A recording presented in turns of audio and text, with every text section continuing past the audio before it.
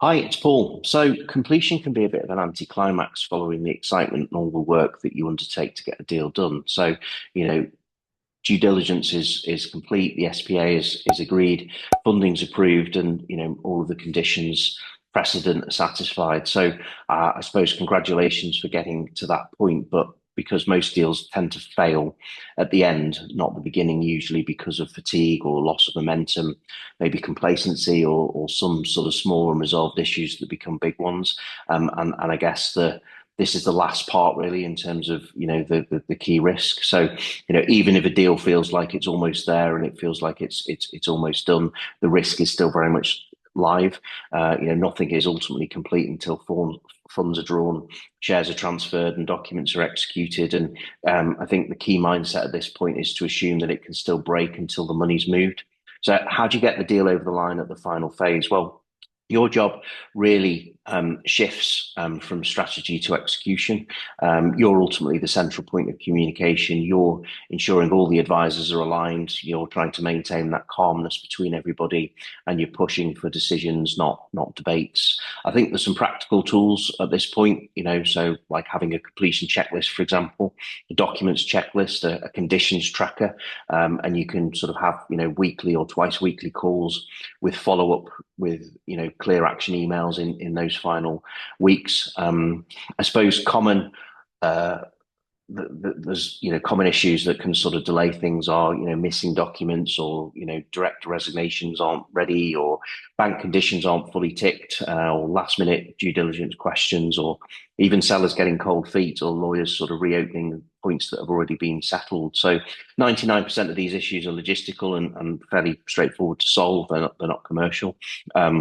But yeah, final conditions for funding typically can be that the bank wants to see an executed copy of the SPA and all the other documents are in order, including board minutes, security documents, and if there's any sort of insurance confirmations. Ultimately banks move when everything's perfect, not when it's nearly perfect. So a good thing to do would be to organise between the bank's lawyers and yours to draw funds down a day or two before completion is scheduled to take place, so they can be held in, the lawyer's client account on an undertaking to say that funds can be released once all conditions are met.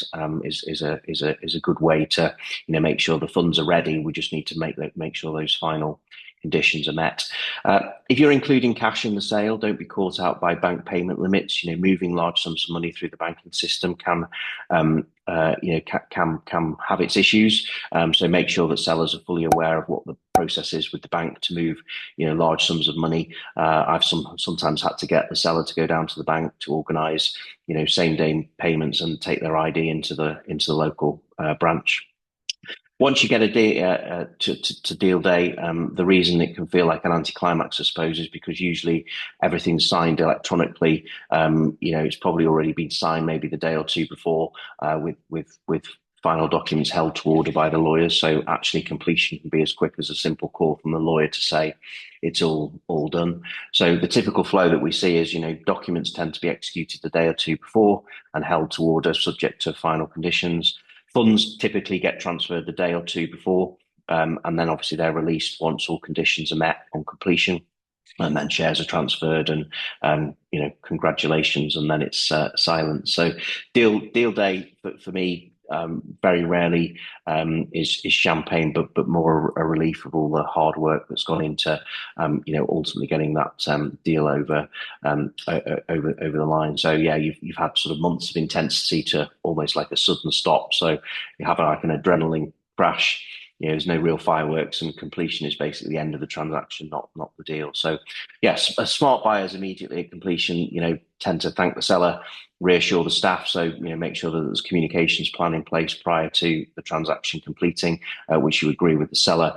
And really it's about communication of stability, and then really taking control of the company. So lock down cash controls and, make sure mandates and authorities are sort of all in place, and then, work through your 30, 60, 90-day integration plan. I think the first 30 days tend to set the tone for the next 3 years. So, it's not uncommon for a seller and you to sort of have anxiety post completion. So I think empathy is still very, very, very much important. Ultimately you've bought a great business, but you've not beaten an opponent. So, yeah, I suppose to summarize, deals do die late if they're not managed. Execution really does beat brilliance at the end. So, calm, clarity, and communication tend to win. And completion is really a handover, not the finish line. So yeah, if you've liked this video, give it a thumbs up. It really helps the channel. And if you want to be notified when the next video is out, do click subscribe. If you're interested to learn more about mergers and acquisitions, you can join our free dealmaker community. The link's in the description, and you can connect directly with me and hundreds of dealmakers around the world. So yeah, for now, happy deal making, and do drop comments. What you've offered on in the past month. You don't need to give company names, but yeah, it'd be good to understand industries that deals are flying about in deal sizes. I'd love to hear what you're buying.